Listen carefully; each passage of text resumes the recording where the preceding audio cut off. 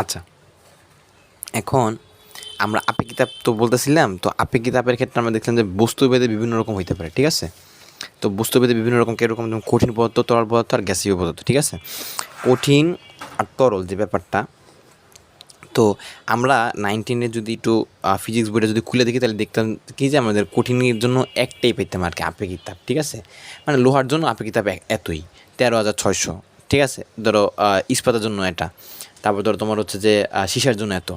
তো এগুলো হচ্ছে একটা ছিল কঠিনের জন্য। তরলের ক্ষেত্রে কী পাইছি? তরলের ক্ষেত্রে ধরো পানি, হ্যাঁ, পানির জন্য একটাই পাইছি, সোনার জন্য একটাই পাইছি, পারদের জন্য একটাই পাইছি, হ্যাঁ। তো এখন ধরো তোমার হচ্ছে যে এগুলো যে পাইলাম, হ্যাঁ, এগুলা আপেক্ষিক তাপের মান কয়টা পাইছি?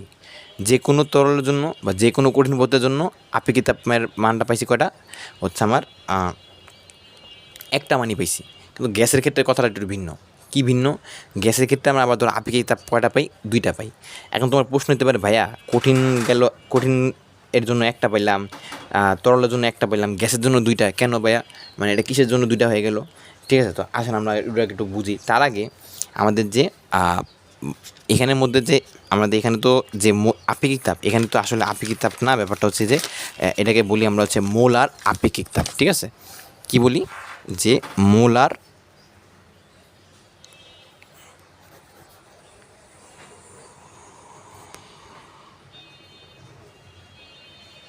আপেক্ষিক তাপ, ঠিক আছে, যেটা আমরা সি দিয়ে প্রকাশ করি। এখন এই মোলার আপেক্ষিক তাপ বলতে আমরা কি বুঝি? ধরো এন মোল একটা গ্যাসের, এন মোল গ্যাসের তাপমাত্রা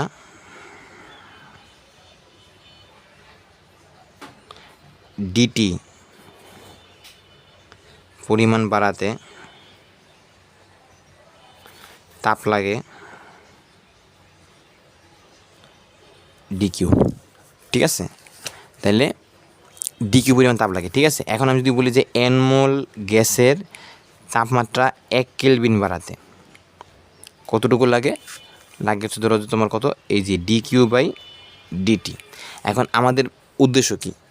ওখানে যেমন বের করছিলাম না 1 কেজির জন্য, ঠিক আছে? তাই এখানেও আমার ধরো হচ্ছে তোমার 1 মোলের জন্য বের করতে হবে। তাহলে আমরা ধরে যদি বলি 1 মোল গ্যাসের তাপমাত্রা 1 কেলভিন বৃদ্ধি করতে যতটুকু তাপ লাগে সেটা হচ্ছে কত লেখা যায়?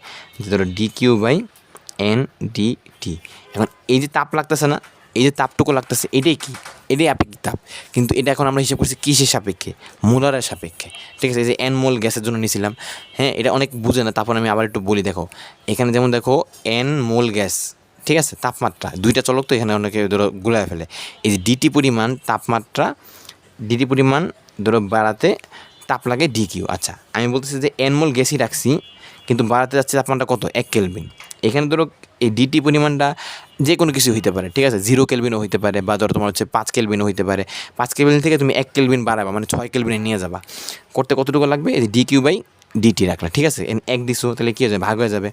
আবার তো এখন তুমি এখন এন মোল নিয়ে চিন্তা করবে না, চিন্তা করবো কয় মোল জন্য? 1 মোলের জন্য। 1 মোলের জন্য তুমি চিন্তা করলে সেক্ষেত্রে কী হবে? ধরো যে 1 কেলভিন পরিমাণ বাড়াইতেছো, তাহলে কী হবে? আবার এই এনটা কী হয়ে যাবে? ভাগ হয়ে যাবে। তাহলে ডিকিউ সমান কী বলা যায়? যে এন ডিটি। এখন এই যে তাপ লাগে এটাই কি? সি না? ঠিক আছে, এই সি সমান কী লেখা যায়? D Q by N D T. আচ্ছা, এখন এই বলতেছি কি যে সিকিউটা কয় ধরনের, সিটা কয় ধরনের? 2 ধরনের। গ্যাসের জন্য, তরলের জন্য তো একটা, কঠিনের জন্য কি? একটা। এখন আমাদের গ্যাসের জন্য 2টা পাচ্ছি কেন? যে আমাদের যদি আমি একটু ব্যাখ্যা করি আর কি, ধরো যে এটা কি তাপ না? আচ্ছা ঠিক আছে, তো তোমার যদি আমি এভাবে বলি যে দেখো আমাদের প্রক্রিয়া হিসেবে আমরা কয়টা পড়ছিলাম? প্রক্রিয়া 4টা প্রক্রিয়া পড়ছিলাম। সেটা হচ্ছে কি? যে একটা হচ্ছে সম চাপ, ঠিক আছে, একটা হচ্ছে সম আয়তন, ঠিক আছে, একটা হচ্ছে কি সমষ্ণ, একটা হচ্ছে কি রুদ্রতাপীয়,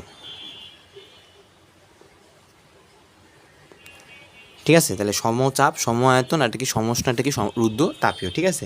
এখন আমরা তো গ্যাসের যে মানে ধরো যে সিস্টেম, হ্যাঁ, মানে একটা সিলিন্ডারের মধ্যে ধরো যে আদর্শ গ্যাস আমরা রাখতেছি, তো এই ধরো সিলিন্ডারের ভিতরে ধরো যে পিস্টন রাখলাম, জানি পিস্টনের ভিতরে কিছু কিছু আদর্শ গ্যাস রাখছি, তারপরে এটা আমি কাজ করতেছি, তাই তো? আমার এখানে তো গ্যাস নিয়েই কাজ করতেছি, তাই না? তাহলে এখানে আমরা ধরো যে তাপটা দিতেছি বাইরে থেকে, যে তাপটা দিতেছি, এই তাপটাই কি আসলে ধরো যে আমার এখানে মোলার আপেক্ষিক তাপ হিসেবে ইউজ হতেছে, যদি আমরা 1 কেলভিন তাপমাত্রা বাড়াই এবং এখানে যদি আমরা গ্যাস হিসেবে কত নিই, 1 মোল গ্যাস নিই, তখন আমরা যে তাপটুকু দিব এই তাপটাই কি আমাদের সংজ্ঞা অনুসারে কি মোলার আপেক্ষিক তাপ হয়ে দাঁড়ায় না? তো এখন এই যে সিস্টেমটা আমাদের যদি আমি বলি, এই মোলার আপেক্ষিক তাপ মানে ডিকিউর মানটা আমরা কোন কোন সিস্টেমের ক্ষেত্রে পাই? ধরো প্রথমে যদি আমরা আসি রুদ্রতাপীয় ক্ষেত্রে, রুদ্রতাপীয় জিনিসটা কি? রুদ্র মানে কি? আটকানো, আর তাপীয় মানে কি? তাপকে আটকানো। তোমার তাপটাকে তুমি মানে বাড়তে দিতেছ না, তাহলে তাপটা যেহেতু আগে যেমন ছিল ওইরকমই আছে, তাহলে তাপের কোনো পরিবর্তন হচ্ছে, কিউ এর কোনো পরিবর্তন হচ্ছে না, ঠিক আছে? তাহলে কিউ এর যেহেতু পরিবর্তন হচ্ছে না, তাহলে ডি কিউর মানটা কি? 0 না? ঠিক আছে, তাহলে তাপের কোনো পরিবর্তন হচ্ছে না, মানে কিউ এর কোনো পরিবর্তন হচ্ছে না, তাহলে সেক্ষেত্রে ডি কিউর মানটা কি? 0 না?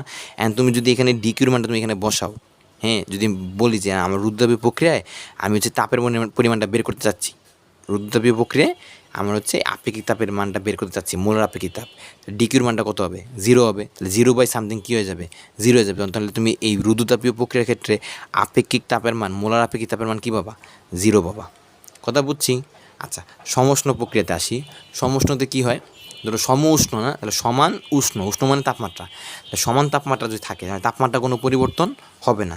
এখন তোমার সূত্রের মধ্যে কী দেখা আছে দেখো তো, তুমি সংজ্ঞায় কী বলতেছো যে 1 কেলভিন তাপমাত্রা বাড়াইতেছো, তার মানে তুমি তাপমাত্রা কী করতেছো? চেঞ্জ করতেছো। ধরো 6 ছিল, 6 থেকে 7 নিয়ে যেতেছো, অথবা ধরো 8 ছিল 9 নিয়ে যেতেছো, তাহলে 1 কেলভিন তাপমাত্রা তুমি চেঞ্জ করতেছো। কিন্তু এখানে সমউষ্ণ প্রক্রিয়াতে কী হবে যে তাপমাত্রা কোনো কী করা যাবে না? চেঞ্জ করা যাবে না। যেহেতু তাপমাত্রা কোনো চেঞ্জ করা যাবে না, তাহলে সেক্ষেত্রে তোমার তাপমাত্রা পরিবর্তন কি থাকবে? থাকবে না। যদি তাপমাত্রা পরিবর্তন না থাকে, তাহলে ধরো যে এখানে ডিটি সমান যদি 0 হয়, তাহলে সি সমান কী হবে? ইনফিনিটি হবে না? সামথিং, সামথিং বাই 0 সমান কি? ইনফিনিটি না?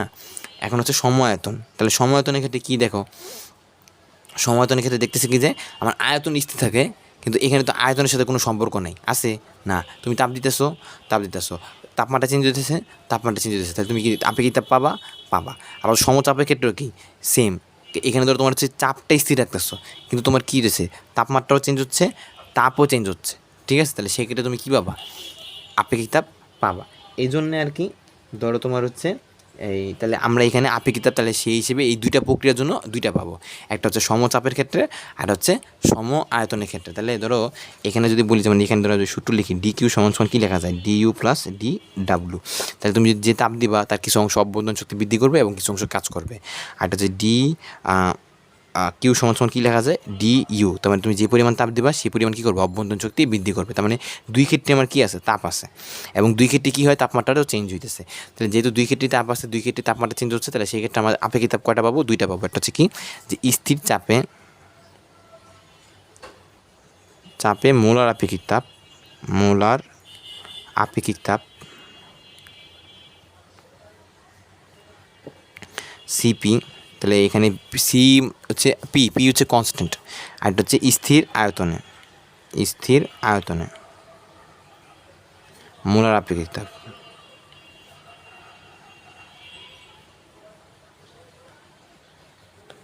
সিভি, ঠিক আছে? সিভি, ঠিক আছে? আচ্ছা, এখন তাহলে আমরা সূত্র লিখে ফেলি, তাহলে সিপি সূত্র কী হইতে পারে? সিপি সমান কী লিখতে পারি? ওই যে সূত্র যেটা মাত্র শিখলাম, D Q by N D T. C B সমান কী লিখতে পারি? যে D Q by N D T, ঠিক আছে? আচ্ছা, এখন আসি, আমাদের একটা প্রশ্ন আসে অনুধাবনে, 10টা স্টার দিয়ে রাখবা, না পাইলে আমার বললো, ঠিক আছে? যে সিপি কেন সিবি থেকে বড় হয়, ঠিক আছে? তো এটা অনেকে বুঝে না আসলে, বুঝছো? তো আমরা ধরো যদি আমি বলতে যাই আর কি, তুমি আমাকে প্রথমে প্রশ্ন একটা উত্তর দাও, অভ্যন্তরীণ শক্তি যে ব্যাপারটা, দেখো এই কথাগুলো যদি তুমি মনে রাখতে পারো, তাহলে দেখো যে তোমার এই প্রশ্নের উত্তরটা বোঝা অনেক সহজ। 1 নাম্বার যে কথাটা সেটা হচ্ছে কি যে অভ্যন্তরীণ শক্তিটা। আচ্ছা, গ্যাসের অভ্যন্তরীণ শক্তি বলতে তুমি কী বুঝো? গ্যাসের অণুগুলোর গতিশক্তি, তাই না? গ্যাসের অণুগুলোর গতিশক্তি ধরো যে তুমি চাচ্ছ যে, বা অভ্যন্তরীণ শক্তি কী চাচ্ছ? বাড়াইতে চাচ্ছ। তা বাড়াইতে গেলে তার সাথে সম্পর্ক কার? তাপমাত্রা চেঞ্জ করলে তোমার কী হবে? অভ্যন্তরীণ শক্তি বৃদ্ধি পাবে, তাই তো? তাপমাত্রা চেঞ্জ হয় কিসের মাধ্যমে? তাপের মাধ্যমে। তাহলে তুমি তাপ দিতেছ, তাপমাত্রা চেঞ্জ হচ্ছে, অভ্যন্তরীণ শক্তি বৃদ্ধি পাচ্ছে। আচ্ছা, এখন এই যে অভ্যন্তরীণ শক্তি বৃদ্ধি পাইতেছে, ঠিক আছে?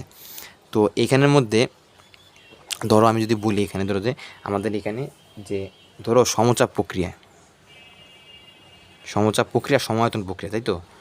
ঠিক আছে, এই দুই প্রক্রিয়ার জন্য কি আমরা মানে পাবো। ধরো যে আমি যদি চিন্তা করি এরকমভাবে যে ধরো আমাদের এখানে সূত্র লিখছি না এটা, এখন ধরো তুমি যদি এই সূত্র দুইটা যদি এটা যদি চিন্তা করে দেখো তো কী লেখা যায়, যে আমার হচ্ছে এন এর মান 1, ডিটির মান 1, ঠিক আছে? এন এর মান 1, ডিটির মান যদি 1 হয় তাহলে সেক্ষেত্রে কী লেখা যায় দেখো তো, যে এই সিপি সমান কী লেখা যায়, ডি কিউ লেখা যায় না, যায় কি না? আচ্ছা ঠিক আছে, আবার ধরো তুমি হচ্ছে কী লিখতে পারো, ধরো যে সিভি সমান কী লেখা যায়, ডিকিউ লেখা যায় তো। আচ্ছা ঠিক আছে, এখন ধরো তুমি একটু আগে কী লিখছো, ডিকিউ সূত্রটা সমচাপের ক্ষেত্রে ডিইউ প্লাস ডি ডাব্লু, তাহলে ধরো যে তুমি কী লিখলা সমান কী লেখা যায়, ডিইউ প্লাস ডি ডাব্লু লিখলা। আবার ধরো এই সমায়তনের ক্ষেত্রে কী লিখছো, যে ডিকিউ সমান ডি ইউ, ঠিক আছে? তো কী লিখছি যে সমান ডি ইউ লিখছো। আচ্ছা ঠিক আছে, এখন আমি বলতেছি কি জানো, যে মোলার আপেক্ষিক তাপ, তাই না? তাহলে মোলার আপেক্ষিক তাপ তুমি কী বলতেছো, যে এক মোলের একটা গ্যাসের 1 কেলভিন তাপমাত্রা বাড়াতে। এখন তো তুমি যে 1 কেলভিন এক মোল গ্যাসের 1 কেলভিন তাপমাত্রা যে বাড়াইছো তুমি কেমনে বুঝবা? এই গতি ধরো তাপমাত্রা যে বাড়ছে, তাপমাত্রা বাড়লে কী হবে, গ্যাসের অণুগুলোর গতিশক্তি বৃদ্ধি পাবে। অণুশক্তি যদি বৃদ্ধি পায় তাহলে কী হবে, ধরো যে অভ্যন্তরীণ শক্তি বৃদ্ধি পাবে, তাই না? তার মানে আমার তাপমাত্রার সাথে কার সম্পর্ক আছে, অভ্যন্তরীণ শক্তির সম্পর্ক আছে। ধরো আমি তোমার যদি এখানে সহজ একটা উদাহরণ দিই, ধরো তোমার হচ্ছে এখানে ধরো অভ্যন্তরীণ শক্তি তুমি কী করলা, ধরো 10 কেলভিন করলা, আগে ধরো ছিল অভ্যন্তরীণ শক্তি ধরো 10 করলা, 10 জুল করলা আর কি, যাই হোক অভ্যন্তরীণ শক্তিটা তোমার ধরো যে 10 যে করছো, এই 10 করতে যাওয়া তোমার তাপ দেওয়া লাগছে কতটুকু জানো, ধরো 10 দেওয়া লাগছে, ঠিক আছে? আচ্ছা তাহলে এই যে 10 করতে যা 10 করছো, ঠিক আছে? তাহলে তুমি এখন বলতে পারো যে এই যে আমার ধরো অভ্যন্তরীণ শক্তি আমি যে পরিবর্তনটুকু ঘটাইছি, ঠিক আছে? তাহলে আমার এই যে 10 করলাম, 10 করতে যেই আমার কী হয়েছে, ধরো 1 কেলভিনের তাপমাত্রা কী হয়ে গেছে, চেঞ্জ হয়ে গেছে। হ্যাঁ, তাহলে আরেকটু বলি আমি আবার, যে ধরো যে আমার এখানে ধরো আমি তো গ্যাস নিছি কোনটা, 1 মোল গ্যাস নিছি, ঠিক আছে? 1 মোল গ্যাস নিয়ে আমি আয়তনটাকে স্থির রাখছি, রেখে কী করছি, তাপ দিতেছি। তাপ দিয়ে কী করলাম, ধরো যে এখানে ধরো যে ধরো কথার কথা আগে ছিল 9 কেলভিন, সেখান থেকে কত করছি 10, 9 কেলভিন ছিল আগে, কত করছি 10 কেলভিন করছি, তাহলে বাড়াইছি কতটুকু, 1 কেলভিন বাড়াইছি। 1 কেলভিন বাড়ানোর পর অভ্যন্তরীণ শক্তি কত হয়েছে, 10 হয়েছে। কথা বুঝছো, অভ্যন্তরীণ শক্তি কী হয়েছে, 10 হয়েছে। আচ্ছা এখন ধরো যে এখানে এই যে 1 কেলভিন বাড়াইলাম, এবং এই 1 কেলভিন বাড়ার কারণে অভ্যন্তরীণ শক্তি কত হয়েছে, 10 হয়েছে। এটা করতে যে তাপ দেওয়া লাগছে না, কতটুকু তাপ দেওয়া লাগছে, ধরো আমরা ধরলাম যে কত 10 জুল তাপ দেওয়া লাগছে, কতটুকু 10 জুল তাপ দেওয়া লাগছে, ঠিক আছে? 10 জুল তাপ দেওয়া লাগছে, ঠিক আছে? এখন হচ্ছে এই যে 10 জুল তাপ দিলাম, ঠিক আছে? এই যে তাপ দিলাম, যতটুকু তাপ দেওয়া লাগতেছে, এক মোলের একটা গ্যাসকে 1 কেলভিন তাপমাত্রা বাড়াতে যতটুকু তাপ দেওয়া লাগছে সেটাই কি আমাদের আপেক্ষিক তাপ, মোলার আপেক্ষিক তাপ, মানে সিভি। সমায়তন প্রক্রিয়া যেহেতু করতেছি, সিভি। এখন এই যে ডিকিউর মানটাই কি, সিভি, ঠিক আছে? এখন আসি, ধরো এই যে আমার কি বললা, যে ধরো যে ভাইয়া যে এখানে 10 কেলভিন আমার হচ্ছে 10 হচ্ছে অভ্যন্তরীণ শক্তি করছি, এবং এই 10 অভ্যন্তরীণ শক্তি করতে যাই আমার 1 কেলভিন